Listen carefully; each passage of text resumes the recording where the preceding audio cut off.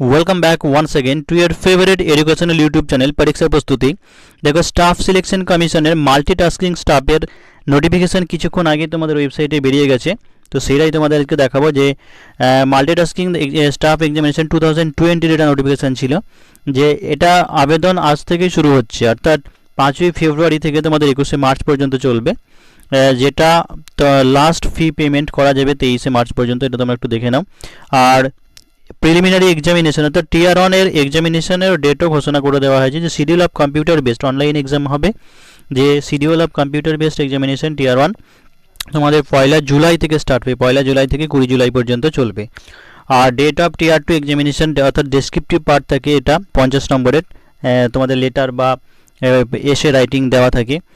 সেই ক্ষেত্রে দেখো সেটা হবে তোমাদের 21শে নভেম্বর, এটারও ডেট দিয়ে দেওয়া হয়েছে। অর্থাৎ টিয়ার 1 এক্সামিনেশনের মোটামুটি 4 মাস পরে তোমাদের টিয়ার 2 এক্সামিনেশন হবে।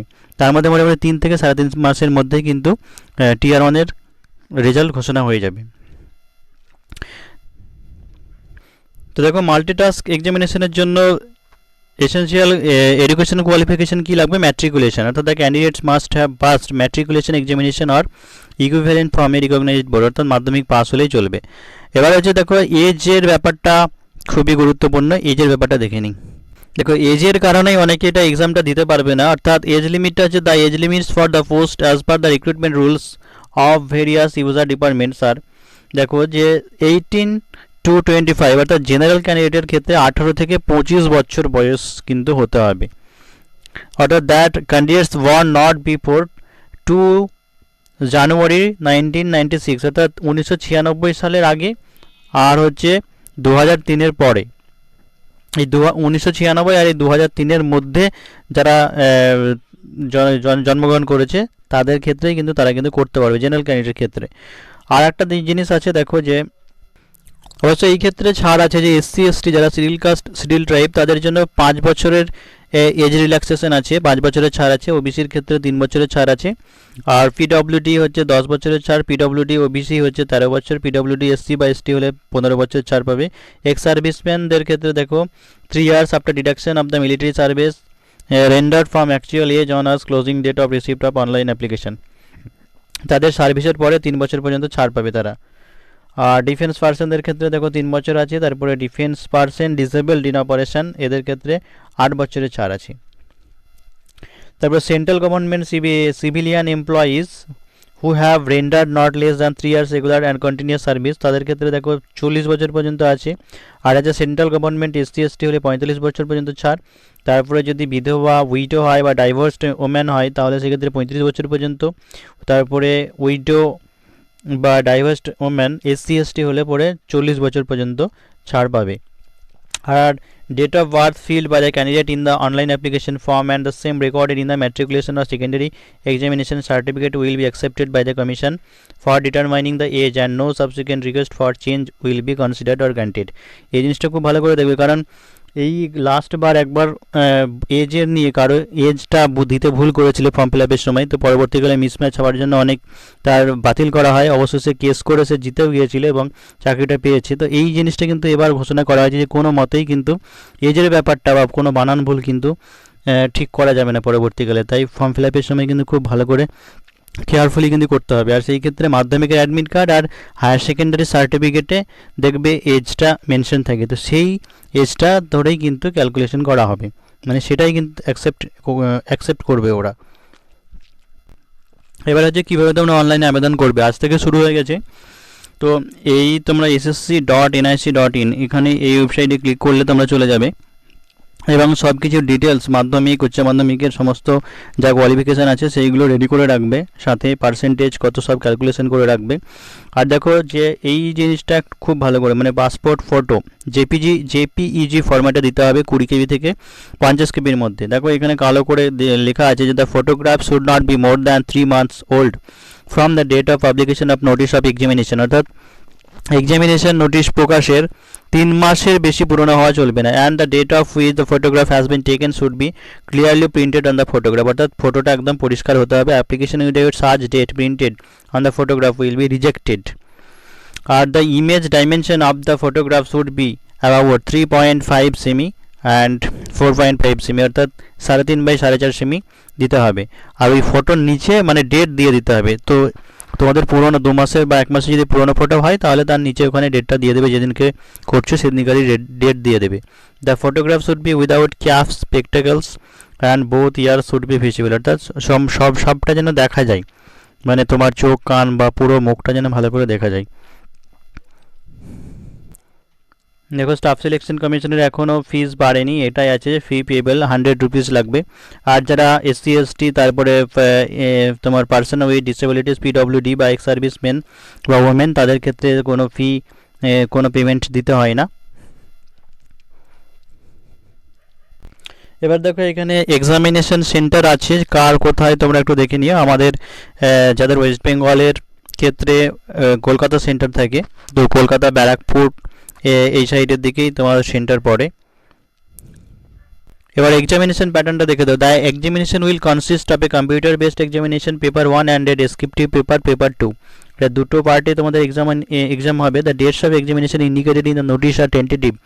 Any change in the schedule of examination will be informed to candidates only through the website of the commission. অর্থাৎ এখন টেন্টেটিভ ডেট এটা ঘোষণা করা হয়েছে, প্রয়োজনে দিন কিন্তু পরিবর্তন হতে পারে। There shall be no provision of revaluation or rechecking of the scores. No correspondence in this regard shall be entertained. দেখো যে জেনারেল ইংলিশ এটা 25টা কোশ্চেন থাকবে 25 নম্বরে। জেনারেল ইন্টেলিজেন্স অ্যান্ড রিজনিং এটা 25 নম্বরে থাকবে। নিউমেরিক্যাল অ্যাপটিটিউড এটা 25টা থাকবে। আর জেনারেল অ্যাওয়ারনেস 25 থাকবে। অর্থাৎ টোটাল 100 মার্কসের পরীক্ষা হবে। 90 মিনিট টাইম থাকবে। আর 120 মিনিট টাইম হচ্ছে যারা ওই পিডব্লিউডি তাদের ক্ষেত্রে বা ফিজিক্যালি চ্যালেঞ্জ যারা আছে তাদের ক্ষেত্রে 120 মিনিট সময়। আর তাছাড়া অন্যান্য ক্যান্ডিডেটের ক্ষেত্রে 1.5 ঘন্টা টাইম থাকবে। দেখো paper 1 will consist of objective type multiple choice question. The questions will be set both in English and Hindi for part 2, 3 and 4. There will be no negative marking of 0.25 marks for there will be negative marking of 0.25 marks for each wrong answer, অর্থাৎ প্রত্যেকটা ভুলের জন্য 0.25 করে কাটা যাবে। Candidates are therefore advised to keep this in mind while answering in the questions. দেখো এই জিনিসটা খুব মাথায় রাখতে হবে, তার কারণ যেহেতু নর্মালাইজেশন আছে, তো নর্মালাইজেশনের ক্ষেত্রে কিন্তু যার যত নেগেটিভ কম হবে সে তার ক্ষেত্রে যদি হার্ড শিফট হয় তাহলে কিন্তু মার্কস বেশি ওঠে। তো সেই ক্ষেত্রে ভুল খুব যাতে না হয় সেই দিকটা খেয়াল রাখতে হবে। তো পেপার 1 হওয়ার পরে তো আমাদের যারা শুধুমাত্র পেপার 1-এ কোয়ালিফাই করবে তারাই পরবর্তীকালে পেপার 2 এক্সাম দিতে পারবে। পেপার 2 এর ক্ষেত্রে দেখো থাকে যে শর্ট এসে or letter in English or in any language in, অর্থাৎ 8 নম্বর শিডিউল অনুসারে যে 15টা না 16টা ল্যাঙ্গুয়েজ আছে, তো যে কোনো ল্যাঙ্গুয়েজ নিতে পারে, মানে তাদের রিজিওনাল ল্যাঙ্গুয়েজ চুজ করতে পারে। সেখানে এসে বা লেটার রাইটিং থাকে 50 নম্বরের, আধ ঘন্টা সময় থাকে, 30 মিনিট সময় থাকে। পেপার 2 এর ক্ষেত্রে দেখো descriptive pen and paper mode, অর্থাৎ আমরা যেমন লিখেছিলাম মাধ্যমিক উচ্চ মাধ্যমিকের ক্ষেত্রে যেরকম রাইটিং লিখি, তো সেইভাবে তোমাদেরকে লিখতে হবে। আর এই জিনিস এইখানে দেখো যে paper 2 will be descriptive in pen and paper হলো। তারপরে paper 2 will only the qualifying marks, অর্থাৎ পেপার 2টা শুধুমাত্র কোয়ালিফাইং মার্কস, কোয়ালিফাই করার জন্য। সম্ভবত 50 নম্বরের মধ্যে ওখানে 18-20 এরকম একটা কিছু পেতে হয়। আর তোমাদের মেরিট লিস্ট কিন্তু তৈরি হবে অনলি পেপার 1-এর উপরে। অর্থাৎ এখানে আছে দেখো যে Paper 2 will only be qualifying nature and is intended to test elementary language skills in views of categorization of the post as Group C and in the view of job requirements. However, the marks scored by the candidates in Paper 2 will be used to decide merit in case more than the candidates scored equal normalized paper in Paper 1. তারপর দেখো paper 2 will be held only by the those candidates who meet the cut off prescribed by the commission in paper 1, অর্থাৎ paper 1-এ যারা qualify করবে তাদেরকেই নেওয়া হবে। আর সেটা commission ঠিক করবে যে কত নম্বর পেলে করা হবে। আর মেরিটটা কিন্তু পেপার 1 থেকেই হবে। এখন দেখো সমস্ত সিলেবাসটা একটু দেখে নাও যে indicative syllabus for computer based examination paper 1 questions are general intelligence and reasoning will be non verbal considering the functions attached to the post. Questions on numerical aptitude and general questions will be simple of a level that average matriculate will be in a position answer comfortably. Questions on general awareness will also be similar standard, অর্থাৎ মাধ্যমিক স্ট্যান্ডার্ডের সাধারণত মোটামুটি numerical aptitude ওই সব মাধ্যমিক স্ট্যান্ডার্ডে জিজ্ঞাসা করা হবে। আর ইংলিশ ল্যাঙ্গুয়েজের ক্ষেত্রে দেখো যে candidates understanding of the basics of English language, it's vocabulary, grammar, sentence structure, synonym, antonym and it's correct uses etcetera, এগুলো থাকবে। অর্থাৎ মাধ্যমিক যেগুলো বেসিক নলেজ, সেই সমস্ত বেসিক নলেজের ভোকাবুলারি, তারপর হচ্ছে গ্রামার বলতে তোমার সিনোনিম, অ্যান্টোনিম থাকে বা সেন্টেন্স এরর থাকে বা কারেক্ট ইউজ অফ সেন্টেন্স ওইগুলো থাকে।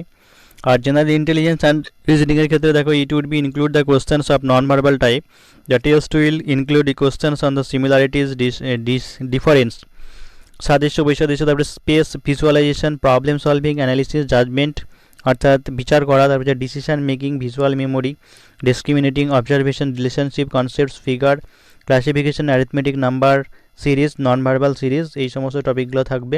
রিলেশনশিপ এটাও থাকে।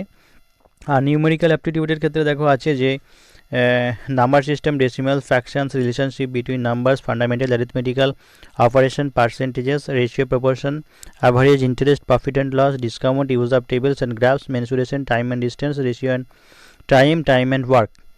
জেনারেল অ্যাওয়ারনেসের ক্ষেত্রে দেখো আছে যে questions will be designated to test the ability of the candidates general awareness of the environment, অর্থাৎ পরিবেশ বিজ্ঞান around him and its application in to society, পরিবেশ এবং সমাজের উপরে তাদের প্রয়োগ। তারপরে question will be also be designated to test knowledge of current events and of such matters of everyday observation, অর্থাৎ প্রত্যেক দিন যে সমস্ত বিজ্ঞান বা দৈনন্দিন জীবনে যেগুলো ঘটছে, experience in their scientific aspects, তারপরে বিজ্ঞানের সঙ্গে যেগুলো জড়িত আছে। তারপর হচ্ছে India and it's neighbouring country specially pertaining in sports, history, culture, geography, economy, science, তারপর হচ্ছে general polity including Indian constitution and scientific research, এই সমস্ত। দেখো অনেক বড়, প্রায় 38 পাতা নোটিফিকেশান আছে, তো এতটা সমস্তটা আলোচনা করা সম্ভব নয়। তো আমি তোমাদের ডিসক্রিপশন বক্সে আমি পিডিএফটা দিয়ে রাখছি, তোমরা সেখান থেকে নোটিফিকেশান পুরোটা দেখে নিতে পারো। এইদিকে আরও সব কেস ফেসের ব্যাপার নিয়ে আছে, যে যারা কেস টেস বা এফআইআর যাদের নামে আছে তাদের ক্ষেত্রে কী হবে, এইসব ব্যাপারগুলো লেখা আছে, তো সেগুলো তোমরা পড়ে নিতে পারো। আর মোটামুটি যেগুলো ইম্পর্টেন্ট জিনিস সেগুলো বলা হলো।